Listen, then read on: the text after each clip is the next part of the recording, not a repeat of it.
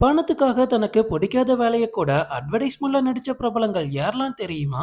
லிஸ்ட்ல நம்ம ஃபர்ஸ்ட் பார்க்க போறது அக்ஷய் குமார். இந்தியன் சினிமாவுல ரொம்பவே பிரபலமான விளம்பர சர்ச்சைகள்ல ஒண்ணுதான் அக்ஷய் குமார் நடிச்ச பான் மசாலா விளம்பரம். ஆரோக்கியம் மற்றும் ஃபிட்னஸ் பத்தி அதிகமா பேசக்கூடிய நடிகரா அறியப்பட்ட அக்ஷய் குமார் இப்படி ஒரு அட்வர்டைஸ்மெண்ட்ல நடிச்சதை யாராலையுமே ஏத்துக்க முடியல. விமல் மாதிரியான பான் மசாலா பிராண்டோட விளம்பரத்துல நடிக்கும்போது அக்ஷய் குமார் மிகப்பெரிய சர்ச்சையில சிக்கினாரு.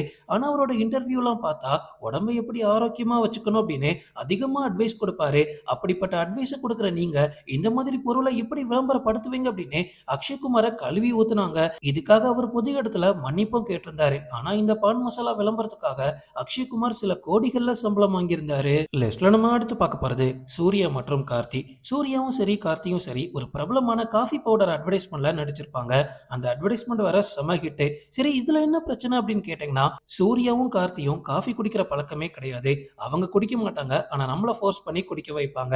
இன்னும் சொல்ல போனா அந்த அட்வர்டைஸ்மெண்ட் ரொம்ப லவ்வபிளா இருக்கும். இந்த பவுடர் யூஸ் பண்ணா இப்படி ஒரு காதல் கிடைக்குமான்ற அளவுக்கு அந்த அட்வர்டைஸ்மெண்ட்ட பிரம்மாண்டமா எடுத்து வச்சிருப்பாங்க. ஆனா சூர்யா மற்றும் கார்த்தி காஃபியே குடிக்க மாட்டாங்க. அப்ப எங்கள மட்டும் யூஸ் பண்ண வைக்கிறதுல உங்களுக்கு அப்படி என்ன ஆர்வம் அப்படின்னு ஃபேன்ஸ்லாம் பயங்கரமா கமெண்ட் பண்ணிருக்காங்க. லிஸ்ட்ல நம்ம அடுத்து பார்க்க போறது ஆலியா பட். ஆலியா பட் இந்த மாசா அட்வர்டைஸ்மெண்ட்ட பணத்துக்காக மட்டும் தான் நடிச்சாங்க அப்படின்னு நம்மளால ஆணித்தரமா சொல்ல முடியும். ஆலியா பட் இதுல மாசாவா குடிக்கிற விதத்தை பார்த்தா நமக்கே டெம்ப்ட் ஆயிரும். அந்த அளவுக்கு இந்த அட்வர்டைஸ்மெண்ட்டும் காமிப்பாங்க. ஆனா ஆலியா பட் நிஜ வாழ்க்கையில எப்படி தெரியுமா? ரொம்ப ரொம்ப ஃபிட்டான ஆள். அவங்களோட ஆரோக்கியத்தை இப்போ வரைக்கும் பாதுகாக்கிறதுக்காக சுகர் அப்படின்ற ஐட்டத்தையே தொட மாட்டாங்க. ஆலியா பட் அதுல குடிக்கிறது உண்மையான மாசாவும் கிடையாது. ஆனா நம்மள மட்டும் மாசா குடிக்க சொல்லி அப்படி ஒரு திணிப்பை அதுல காமிப்பாங்க. ஆலியா பட் இந்த அட்வர்டைஸ்மெண்ட்ல நடிக்கிறதுக்காக 2 கோடி வரைக்கும் சம்பளம் வாங்கினதா சொல்லப்படுது. ஆனா ஆலியா பட் அந்த ட்ரிங்க குடிச்சதே கிடையாது.